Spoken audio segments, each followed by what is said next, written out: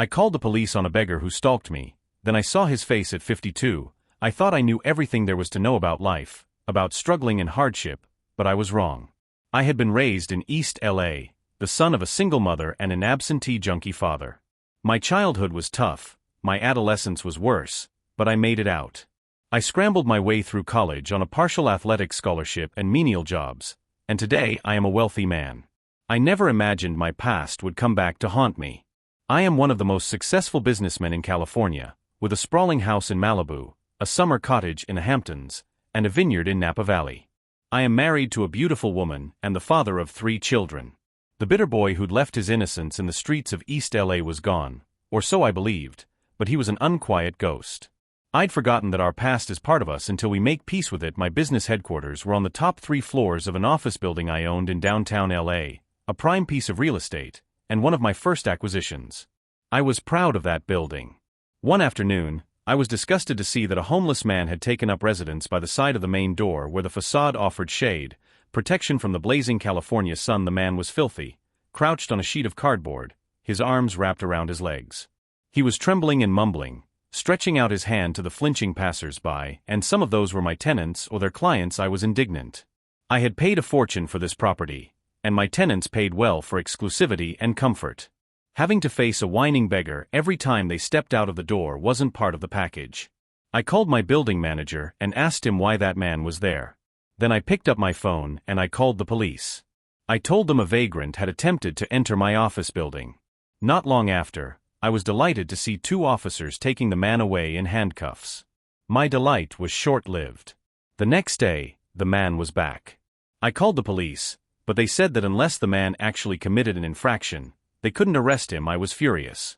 I'd never faced a problem I couldn't solve, and there was a filthy beggar who'd become an immovable object. I started using the back exit so I wouldn't have to see him every time I came into the office. One day it was raining, an unusually violent downpour for LA, and I hadn't brought an umbrella. Who the hell carries an umbrella in LA? So I stopped my car in front of the main entrance. I threw the doorman my car keys. "George, do me a favor and take the car into the garage, will you?" I started for the door when a voice stopped me in my tracks. "Jackie boy, is that you?" I knew that voice. I turned and saw that it belonged to the beggar. He stumbled to his feet, grinning, his dirty hands stretched towards me. "Jackie.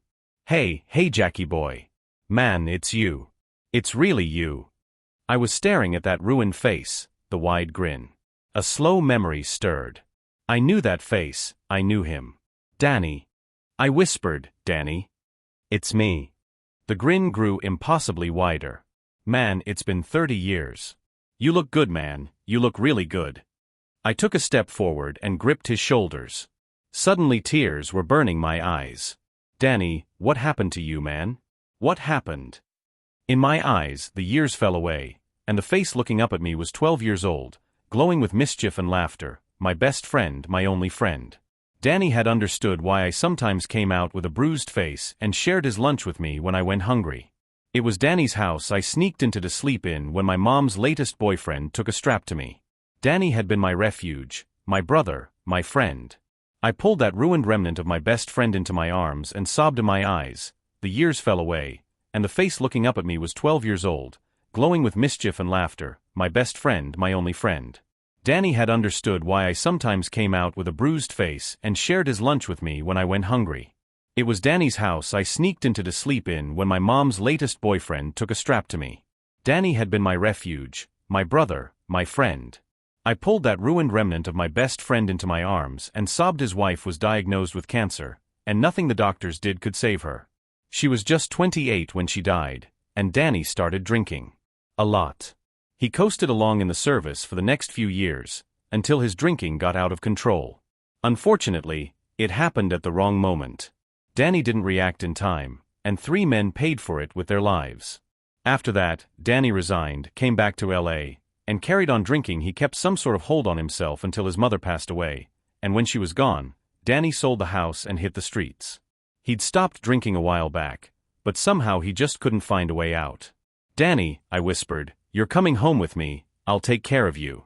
And I did. Danny is on the road to being himself again, and best of all, he's helping others make that same difficult journey.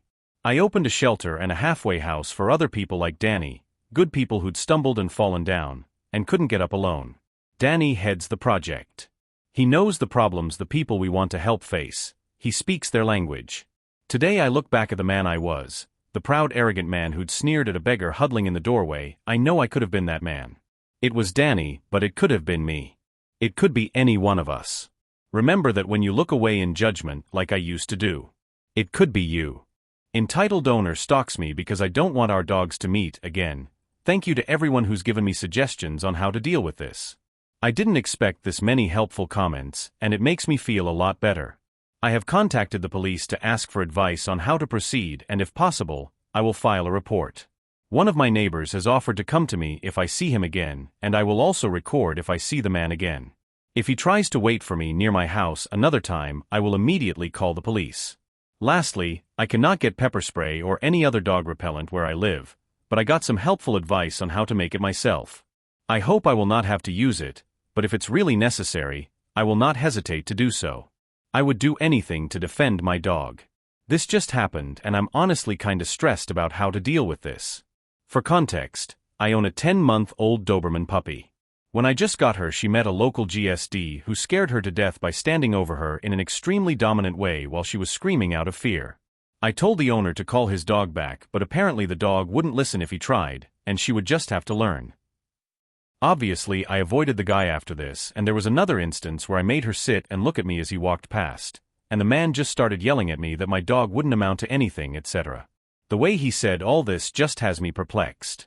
I can't imagine being this upset over me just minding my own business, and I cannot imagine having the guts to act this way. Now to what happened today. I was walking my puppy back home, and I could see that down the road this guy and his GSD were walking my way. No problem. I just crossed the road.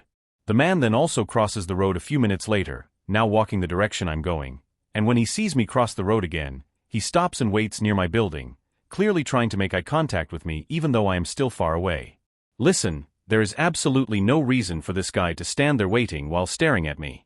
He is clearly waiting for me so he can yell at me again, or maybe even send his dog up me, because I just have a strong suspicion that is what he wants to do. I walked across a little playground in front of my house as it was the only other way I could go to avoid him, but next time I may not be so lucky. As soon he lost sight of me, he continued walking, clearly annoyed. The owner is an old man who clearly has never had a reason to fear anyone, and I don't think anything I can say will make the situation better, but will definitely make it worse. He also clearly has nothing better to do, and I wouldn't be surprised if he loves seeing his dog being dominant over others.